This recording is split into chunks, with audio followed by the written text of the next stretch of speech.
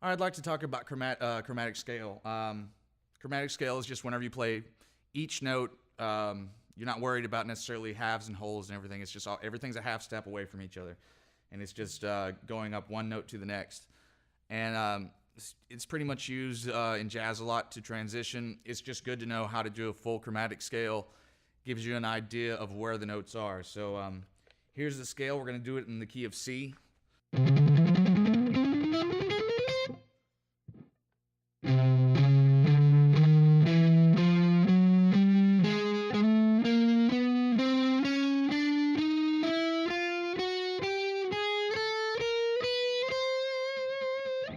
So what we're doing is we're just taking 4 notes per string and we're moving it down a string set and over a fret.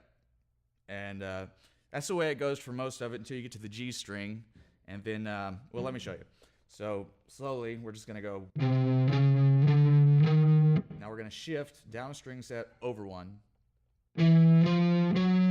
Same thing, string set over a fret. Then the same thing, down a string set, over a fret.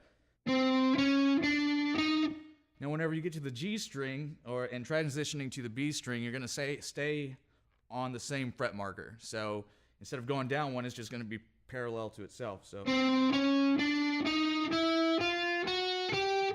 and whenever you're transitioning from the B to the E, you're going to go down a string set and over a fret.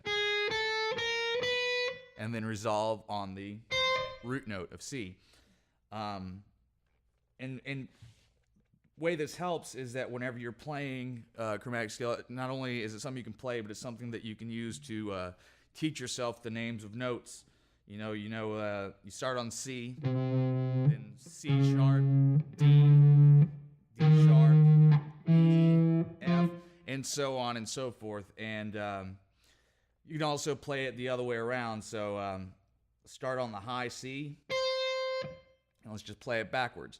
Now, this is the same idea, only you're going up string sets and over a fret this way. So here, this is.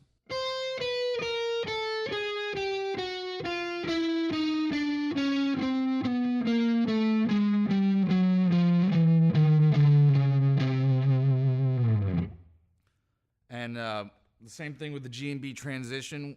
Whenever you're on the G and the B string, you want to remind yourself to stay parallel. And like I said, it's the same idea. One goes this way, and then the other one goes this way. It's all angular. So chromatic scale is a good way to transition yourself into another piece. Say you're just playing in a C pentatonic, but you want to get up to a note, and you want to do it instead of playing. You can always go.